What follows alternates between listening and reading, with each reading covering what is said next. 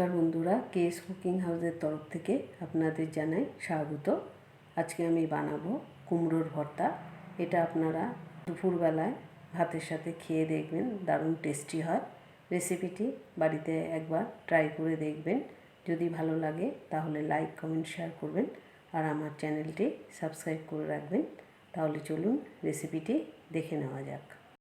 এখানে আমি নিয়ে নিয়েছি 200 গ্রাম ওজনের একটি কুমড়ো আর নিয়ে নিয়েছি একটি বড় সাইজের পেঁয়াজ। প্রথমে আমি একটি ছুরির সাহায্যে কুমড়োটাকে দু টুকরো করে কেটে নিচ্ছি।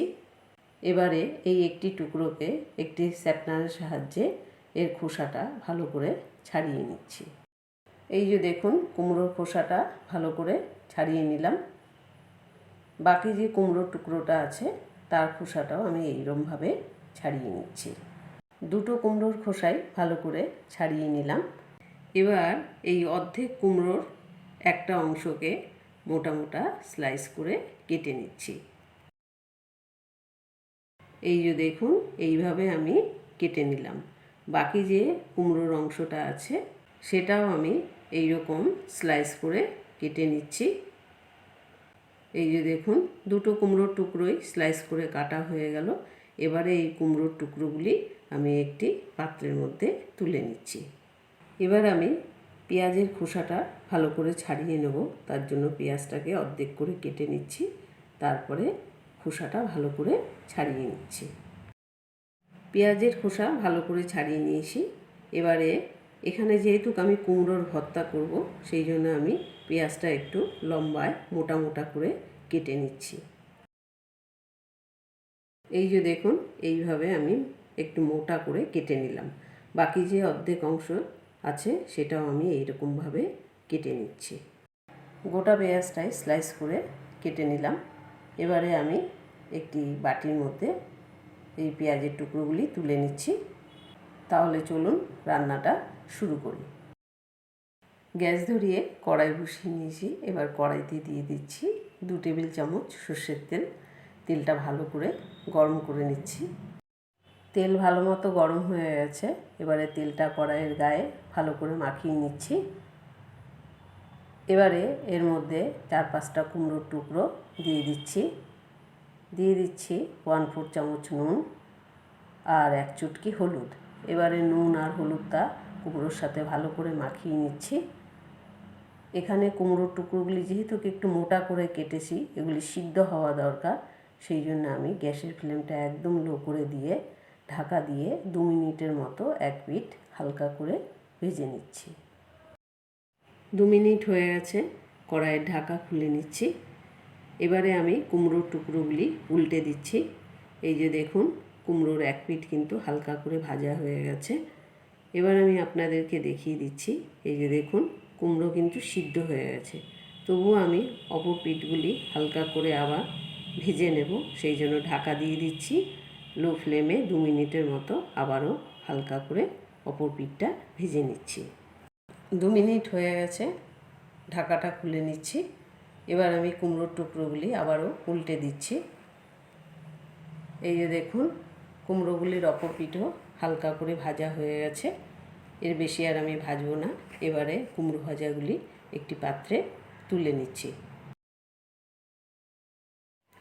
বাকি যে কুমড়োর টুকরোগুলি আছে সেগুলি আমি তেলের মধ্যে দিয়ে এইভাবে ভেজে নিচ্ছি।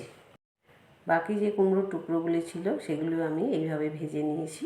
এই যে দেখতেই পাচ্ছেন, ভাজা হয়ে গেছে। এবারে এই ভাজা কুমড়োগুলি এই পাত্রের মধ্যে তুলে নিচ্ছি। এবার এই তেলের মধ্যে দিয়ে দিচ্ছি 6 কোয়া রসুন। এবার এই রসুনের কোয়াগুলি 2 মিনিটের মতো গ্যাসের ফ্লেমটা একদম লো করে দিয়ে হালকা লাল করে ভেজে নিচ্ছি। রসুনের কোয়াগুলি হালকা লাল করে ভাজা হয়ে গেছে। এবারে এই ভাজা রসুনের কোয়াগুলি আমি একটি পাত্রে তুলে নিচ্ছি। এবার এই তেলের মধ্যে দিয়ে দিচ্ছি 3টি গোটা শুকনো লঙ্কা। শুকনো লঙ্কাগুলি একটু চিড়ে চিড়ে নিয়েছি যাতে না ফেটে যায়, সেই কারণে। এবারে কয়েক সেকেন্ডের মতো শুকনো লঙ্কাগুলি ভালো করে ভেজে নিচ্ছি। শুকনো লঙ্কাগুলি ভাজা হয়ে গেছে। এবারে ভাজা শুকনো লঙ্কাটা এই থালার মধ্যে তুলে নিচ্ছি। এবার এই তেলের মধ্যে দিয়ে দিচ্ছি 1/4 চামচ কালো জিরে ফোড়ন। কালো জিরেটা কয়েক সেকেন্ডের মতো একটু হালকা করে ভেজে নিচ্ছি। দিয়ে দিচ্ছি আগে থেকে কেটে রাখা পেঁয়াজ কুচিগুলি, আর দিয়ে দিচ্ছি সামান্য নুন। এবারে নুনটা পেঁয়াজের সাথে ভালোভাবে মিশিয়ে নিচ্ছি। এখানে আমি কয়েক সেকেন্ডের মতো পেঁয়াজটা ভাজবো, হালকা ভাজা মতো করব, বেশি ভাজবো না।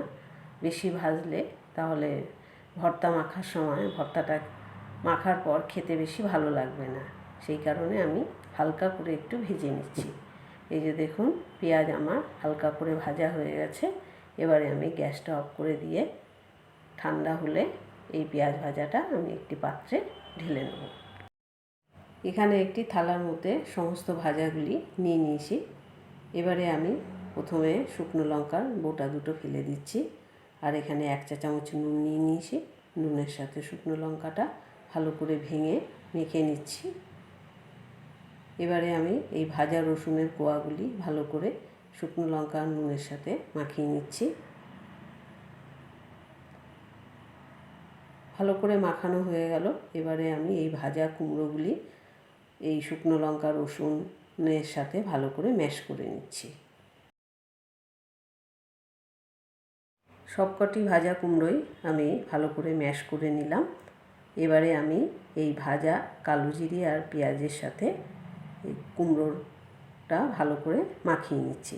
এখানে আপনারা যখন বাড়িতে কুমড়োর ভর্তা করবেন কাঁচা পেঁয়াজ ব্যবহার করবেন না, তাহলে কাঁচা পেঁয়াজের একটা অন্যরকম গন্ধ হয়, ভর্তা খাওয়ার সময় কিন্তু খেতে ভালো লাগবে না। আমি যেভাবে করলাম এইভাবে করে দেখবেন, তারপরে দুপুরবেলায় গরম ভাতের সাথে খেয়ে দেখবেন, খেতে সম্পূর্ণ অন্যরকম লাগে, দারুণ টেস্টি হয়। কুমড়োর ভর্তাটা ভালো করে মাখা হয়ে গেল। এবারে এই ভর্তাটা আমি একটি প্লেটে সার্ভ করে নিচ্ছি। কুমড়োর ভর্তা একদম তৈরি হয়ে গেছে। এই রেসিপিটি আপনারা বাড়িতে ট্রাই করে দেখুন, আর দুপুরবেলায় গরম ভাতের সাথে খেয়ে অবশ্যই আমাকে কমেন্ট করে জানাবেন। যদি রেসিপিটি ভালো লাগে তাহলে লাইক, কমেন্ট, শেয়ার করবেন, আর আমার চ্যানেলটি অবশ্যই সাবস্ক্রাইব করে রাখবেন।